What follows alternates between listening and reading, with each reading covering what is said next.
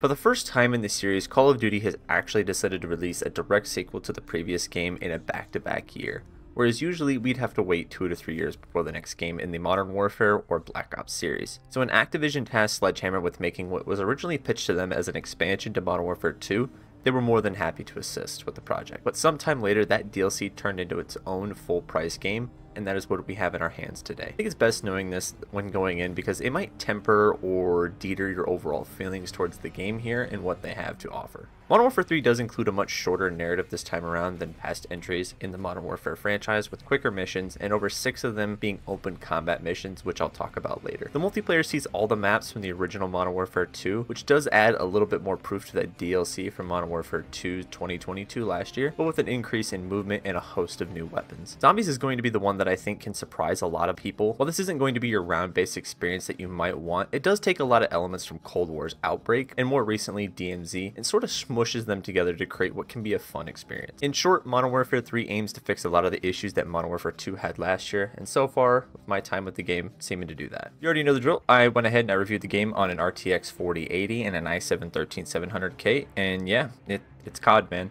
Not sure what else you want me to say.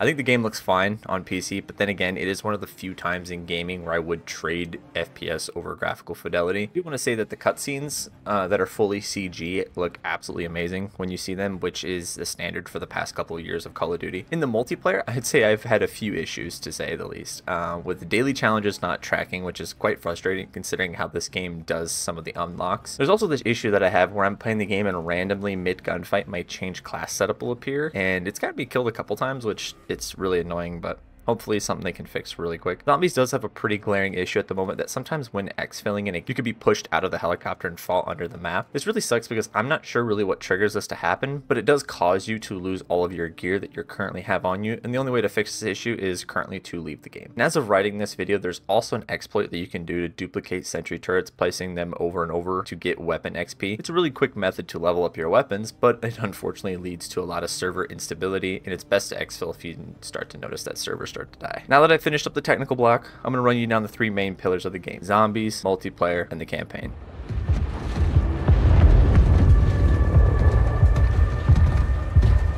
Watcher 1 to Bravo 6, Watcher to Bravo, over. That's where I'll go for 6. John, Makarov is out. Say it again, Laswell. Makarov is out. He's on the move, John. Aboard! Turn us around! Turn us around now!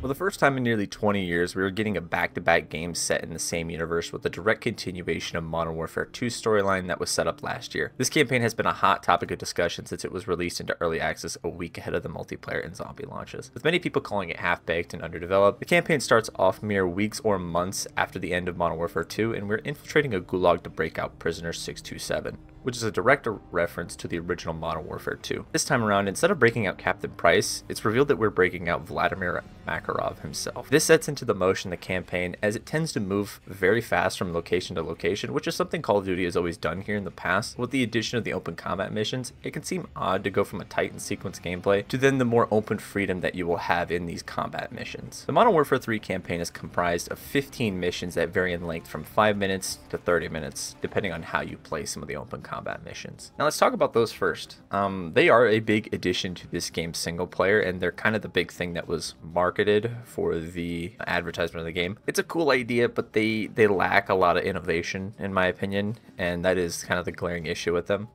Most of the time they'll have you just going around and completing small objectives like blowing up a helicopter, disarming bombs, or collecting cell phones from a crash plane. There is some fun to be had in this mode, whether you want to try to find all the weapons, locate all the extra intel, or just try to go through it stealthily. 6 of the open combat missions take place on old or new Warzone maps, which sees them reusing a lot of assets in the game. While it has been done in the past, it's more evident here as the open combat missions took up a significant portion of the game's playtime. I will say that with some tweaking, like maybe adding more steps and tiers to those missions that maybe span more area would be nice, but also something maybe like Gears of War 5 did with its open world. allowing you to move around and then funnel you into heavily scripted sequences that also push the narrative forward. There is a particular mission with Price early on that is a scripted sequence, or it's not one of the open combat missions, but it's definitely a more scripted mission. It's where you're using a drone to slowly sneak into a missile silo, and you have to locate a key card to enter the base. You have to sneak around the base or stealthily take out the enemies. Once you enter the bunker, it goes from a long-range stealth mission to a clean house situation as you're sweeping through the bunker, and I highlight that mission as the Modern Warfare storyline and gameplay has always been at its best, I believe, when they're heavily scripted sequences that we, the players, go through. I want to talk about the performances of the story a little bit here in Modern Warfare 3, as nearly every character from the mainline stories of Modern Warfare 2019 and Modern Warfare 2 2022 are returning. Captain Price returns as the leader of Task Force 141, with Ghost, Gaz, and Soap rounding out the team on his side.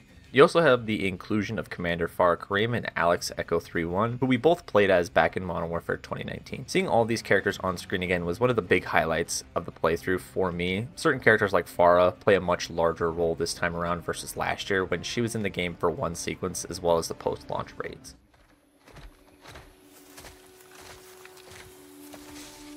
Who sent you the missiles? Shadow Company. Shadow Company don't have that kind of firepower. They're errand boys with tac vests. They're allies. They carried out a hit on my men. Commander Graves did this. Yeah, well, he had his orders, yeah. From who? General Shepard. The dynamic between her and Price this time around was really nice, as before we had really seen they were mostly allies, but with Farah accepting help from Shadow Company and its leader, Commander Graves, things get a little uneasy between the two. And I think just like the last game, all the performances this time around were really stellar. Barry Sloan, Elliot Knight, Neil Elise, I believe that's how you say his name, Samuel Rorkin, all killed it.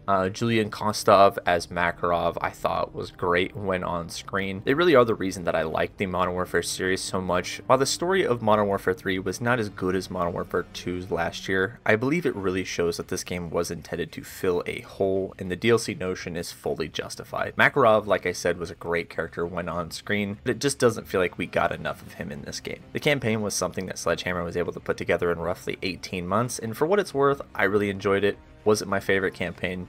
No, but it did include a host of my favorite characters, and some of them for the last time. But we all know that a majority of people aren't here to play the campaign of Call of Duty. They're here for the multiplayer. One of the biggest changes for this game over past Call of Duties is the ability to use your blueprints and skins from the last game and then take them and use them in this game. That means if you bought a bundle in Modern Warfare 2 last year, it is accessible here in Modern Warfare 3. This is a huge W, and I hope it's something they can implement for operator skins, as I do imagine weapon balancing down the line could get a little funky the more that you continue to add on. This year, we also see the release of 16 fully remastered maps from the original Modern Warfare 2. This might come as a shock to some people, but I have not played the original Modern Warfare 2's multiplayer back when it released, as I did not have internet. So these past couple weeks have been my first time experiencing some of these maps. While a few like Rust and Terminal have been brought over to previous games, a lot of these maps I was seeing for the first time. There are a few that I have come to really enjoy, like Underpass and Wasteland, with Favela probably being my least favorite out of the bunch. The gameplay is going to be pretty similar from last year's, but with an emphasis on increased movement and maneuverability. One of the biggest complaints with Modern Warfare 2 last year was that it felt like you were dying because of animations a lot of the time. Whether that be the inability to finish a reload or reload cancel, or if you're climbing a ledge, it would take 2 years for your character to climb over that ledge. They've greatly increased the movement at which you can mantle and move around, as well as allowing you to reload, cancel, or YY on controller. Also changed from last year is the increase of health from 100 HP to 150 HP. There's another complaint from Modern Warfare 2 is more often than not you were unable to fight back when in a gunfight, as it typically was the person who shot first that would win. That is something that has drastically changed how I play this game, as I feel like you're able to run and gun a little bit more than you have in the past. Your create a class system is pretty simple, as you do have your tactical vest. That is something that is sort of changing it up and allows for different configurations, like running 2 primary weapons or taking a couple extra perks. It really just depends, like I've said, how you want to play the game. No more waiting around for your third perk to come on like in Modern Warfare 2, which is also a really nice change here. Another thing that they changed was weapon tuning. That's gone. A feature that was added in Modern Warfare 2 that allowed you to fine-tune your weapon for specific scenarios in the gunsmith screen. While on paper this sounds like a cool concept, it led to a lot of confusion and complications to setting up classes, and overall was just way too convoluted in my opinion. And the removal of it sees a return to a more simple class setup. What is not simple is the armory unlock system, and that is sort of another hot topic, as it sees a lot of certain items in the game are locked behind completing daily challenges. I don't mind this system, as it does push you to complete those dailies as well as going for wins after you've completed all 3 of those dailies. But it's also kind of convoluted in a sense where, well, I think it's fine for weapons or kill streaks. I think it is a little silly to have attachments for weapons in here, as then I'm forced to go for a challenge to use a specific attachment on just one weapon. Occasionally, you will also get a challenge for a piece of equipment you might not have unlocked yet. Thankfully, the default classes tend to have whatever it is that you might be missing. Not a perfect system, but I think with a little bit of tweaking and maybe increasing the amount of challenges we have, they could continue to add other items down the line like camos, calling cards, etc. Speaking of camos, I'm actually currently working my way through the camo grind of Interstellar at the moment. The number of guns in this game is 36, down 15 from the 51 that we had last year to get the Orion camo in Modern Warfare 2. So far, the grind's going pretty well. There are a few odd challenges here and there, but I've got the assault rifles and the battle rifles both fielded and forged. Sorry, they have weird names for the camos, but working on the submachine guns right now and hopefully have that in the next coming months. I'm a pretty simple guy, so nothing here in multiplayer has really bothered me. The spawns are definitely something they need to fix really bad. I would say that it would be nice to have a couple newer maps included at launch to spice up the rotation, but until then we'll have to wait till Season 1. Weapon balancing is also another thing that I think is inevitably coming here in these first couple weeks. All in all, if you've played Call of Duty before, you basically know what you're getting into with this one, and if you're a fan of the OG Modern Warfare 2, I'm sure you'll be picking this one up based off the maps alone. Others will be picking it up for the Zombies mode here, which is the first for the Modern Warfare series. And right away, I'm going to rip the band-aid off and say that this is not your traditional Zombies game mode that you're used to. Like I mentioned in the intro block, think of Outbreak from Cold War in DMZ. You can clearly see the influences from DMZ as well as Outbreak as you play your matches of Zombies. How is it different, you might ask? Well, for the first time in Zombies history, we have an entire open world map to explore, which is actually a cool early look at the new Warzone map coming in December. You can see other teams on the map as well, as there's up to 24 players on the map at a time for each game. But when you first spawn in, you're going to be on mostly the edges of the map, which is labeled as a tier 1 zone, and here the zombies are going to be pretty easy to kill and aren't going to offer much resistance. And if you're just getting started, this is going to be the zone that you spend most of your time during the first couple of matches so that you can build up some gear for your character as you go from match to match. Different from past zombie experiences and carrying over from DMZ is the ability to extract out of the area with your loot, which everyone will have to do here as a 45-minute timer for gas that will eventually spread across the entirety of the map. If you successfully exfil with weapon upgrades or schematics to build or craft different perks, you can then take those items into your next game at the start. This allows you to skip all that time you would have normally spent running around upgrading your weapons inventory and allows you to spend more time in those higher tier 2 and eventually tier 3 areas. That is basically the Zombies loop in a nutshell. If you want to hop in, run around, do some missions, level some guns, there's also a story element that is attached throughout. These range from anywhere from completing a number of contracts or looting specific items from an area and extracting them out of the game. If you're a DMZ player, this is going to seem the most familiar to you. While I personally haven't finished the story of Acts 1, 2, and 3, others have, and they've said it takes roughly 30 to 35 hours to complete all these missions, so might be a bit before I get to that boss fight. I'm glad Zombies players have something to grind and work towards, as well as a pretty sick looking mastery camo that you can earn as well. While they have said there is an Easter egg that is coming in Season 1, I'm curious to see how they do that with an open world filled with other players roaming around with you. There is a good foundation for them to build off in this one over the course of the year. Adding in some different variations of contracts would be a big win, as well as allowing us to keep weapon rarity and pack-a-punch after extracting, as it currently gets reset every time you exfil in the game. Exfil timer is also something that needs to be increased to double or maybe even triple. I'm not sure how they can do that, but 45 minutes does really just fly by in this mode, and sometimes you just spend a majority of that getting kitted up. I know I just said that was the main purpose of the mode, but I think it would benefit from having a little more breathing room and time for us to complete more contracts, missions, or camos. Next year, we know that we are getting a round-based classic Zombies experience, and that is coming with Treyarch's next game, but until then, Modern Warfare Zombies looks to be a fun alternative to fill the gap. This year's Modern Warfare 3 isn't going to be anything that reinvents the wheel, but it does change up the game in meaningful ways. If you weren't a fan of the more slow-paced multiplayer that we had in Modern Warfare 2 last year, this game might be more your style. The campaign, while not the best, I think it was nice to see these characters on screen together once more. Just wish the overall narrative was fleshed out more and didn't feel like we were speedrunning a series of events to get us to the inevitable Modern Warfare 4. Zombies is going to be a big factor that draws in some people that might not normally buy COD. This mode right now is in its rawest form, and it still is a lot of fun, but a lot of people are going to look at it and see that it's not round based and instantly dip out, and that's fine.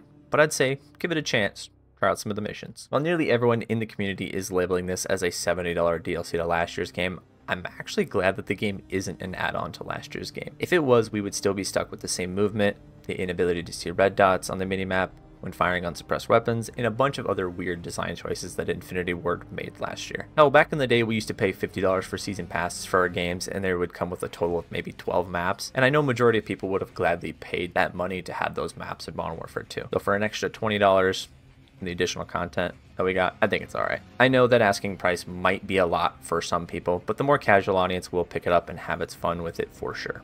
But the more hardcore player base like myself is going to be something that's really interesting to see as they add more maps over time, which they've said will be 3 brand new maps in Season 1 and hopefully continue that trend on for the first couple seasons. I just hope that they can stick to that cadence. At the end of the day, it's another Call of Duty.